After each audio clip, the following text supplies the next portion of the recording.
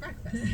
And yes, That's true. Alexis is our amazing colleague, aka the Chick-fil-lady. Although the woman, Sarah in Nassau, she's the real Chick-fil-lady. That's what I was feeling too. I'm like, man, I don't think I can hold this title anymore. I will be happy to hand it over to her. She was a wonderful woman too. She was just super fun to talk to. I had a great time hanging out with her. What did her shirt say again? It said, She runs on Chick-fil-A and Jesus. no, it said, I run on Jesus and Chick-fil-A. And I like My bad. Jesus Jesus first. did come first because they're closed on Sundays, so that she had to have Jesus first. Wow. That's God's chicken, that's why.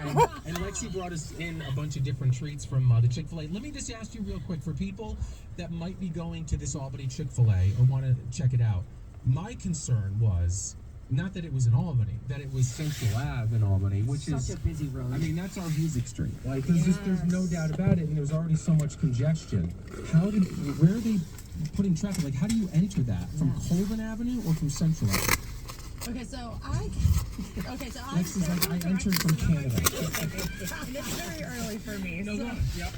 So I came from the direction of the mall. Yep. From From Colony Center, yeah. So I came from that way, and I just turned right up to the light. So the Chick-fil-A is going to be on your right once you enter Albany. You got to take a right at that light. Right Where there's at the also light. a Hannaford over there. Yep. There's And, like a Valvoline or something. That's no longer there. It looks like they are the mobile gas station that was over there by the Chick-fil-A. It looks like they took it down. Okay. They need the space. But they're kind of doing the similar right? setup to the Chick-fil-A in Clifton Park, where they kind of took over the abandoned section that was there. Yeah. It almost looks like there is a spot where a storage center was. So here's my question. Do you think the traffic flow in the city of Albany where this Chick-fil-A is, do you think it'll work?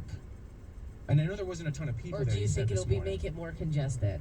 You know what? I think it'll have its moments, but I don't think it's going to be too bad. And I Okay, think we okay. can, if there's anything that we've seen from Chick-fil-A and their standards, they do a very good job about navigating and getting people out They quick. tend to be. I'm very confident in these guys. They tend to be better than the city that they're in.